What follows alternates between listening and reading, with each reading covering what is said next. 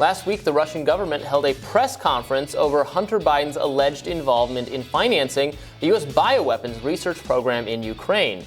Western media painted the story as nothing more than Russian propaganda. But now the Daily Mail is confirming that emails from Hunter's laptop actually confirmed that the project was at least partially true.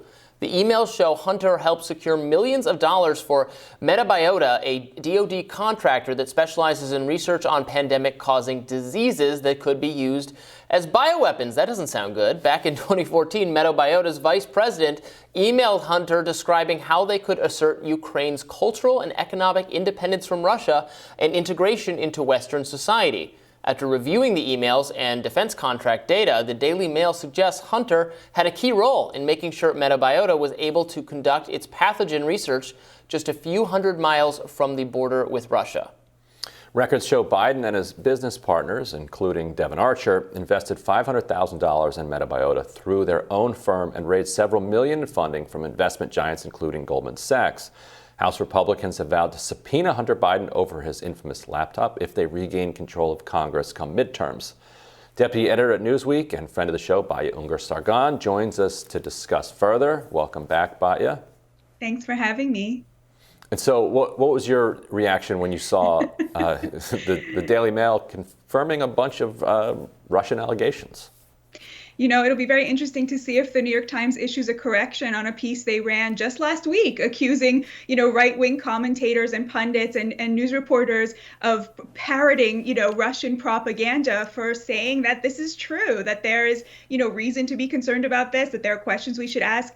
I'll just note that when you talk to Russians right now who are, defending Putin, whatever, who are very much, in the camp, getting Russian disinformation because that's all they get because this state-controlled media in Russia, they cannot understand what's happening here. Like, they will say to you, so they assume that the government is putting anybody in jail who brings up things that are counter to the narrative that's being pushed by the liberal media, because it is unthinkable to them the truth, which is that nobody's threatening the New York Times reporters with jail in order to silence this counter narrative and silence the truth. They are simply doing it out of their own economic interest, and I think that's really interesting.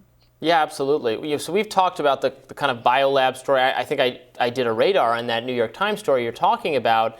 And I was concerned to hear about exactly what they're describing. Seems some of it was confirmed by our own intelligence officials, and they're saying, it'd be really scary if Russia got their hands on this stuff. But no, nothing to worry about. We're like, what? That doesn't really add up. And now you're throwing in this additional wrinkle, and it's complicated. I don't know that it's exactly what the Russian propagandists, who are propagandists, are saying. But it's still worrisome, and it is not at all in the category of outrageously false conspiracy theory. Never pay any more attention to it. And the people saying that are the ones who said that about the laptop being Russian disinformation in the first place, which we now know it's not. I mean, we've known it for years that it's not, but now they're admitting what we already knew.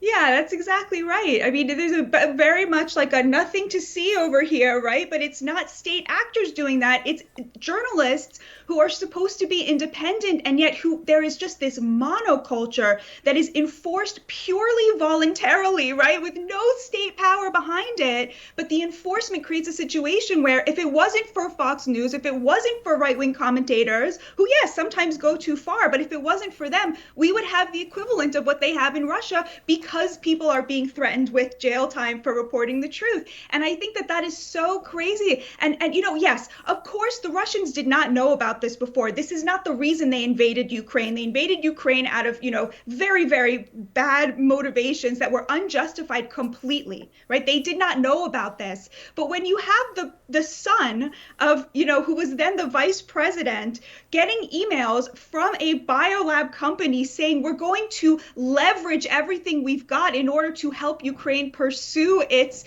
cultural and economic independence from Russia, right? That when that comes out after the fact, right, it does seem to confirm the ideas that Russians sometimes have used, like after the fact, for why they invaded. And it does make their paranoia about our role when it comes to Ukraine vis-a-vis Russia seem less paranoid, if I could put it that way. Yeah, and it shows the way that kind of profit-seeking interests are able to use what they understand to be the new kind of geopolitics to their advantage. You constantly have businesses who, however the news breaks, they're like, oh, let's figure out a way to slide our particular business into this new narrative. And so, post 2014, post that coup there, start thinking, oh, now the U.S. is very interested in making sure that Ukraine is independent, culturally, economically, politically, of Russia completely. So let's say that if they fund our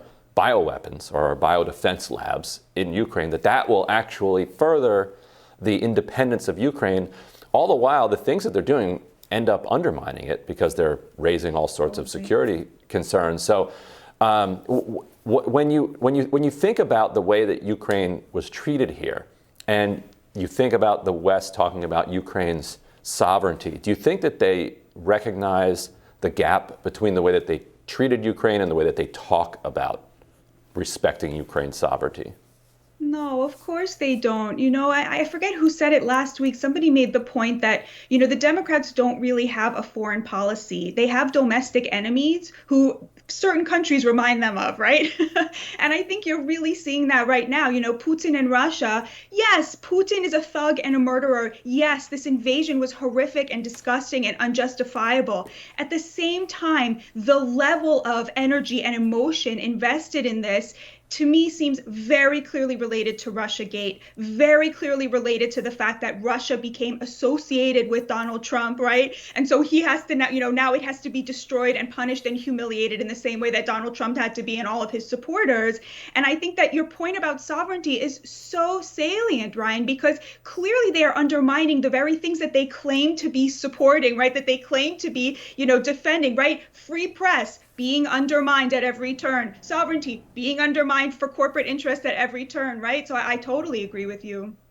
And former President Trump actually weighed in on the news during a rally over the weekend, saying, quote, "Failing New York Times finally admitted that Hunter Biden's laptop was real. Remember when they said it was done by Russia?"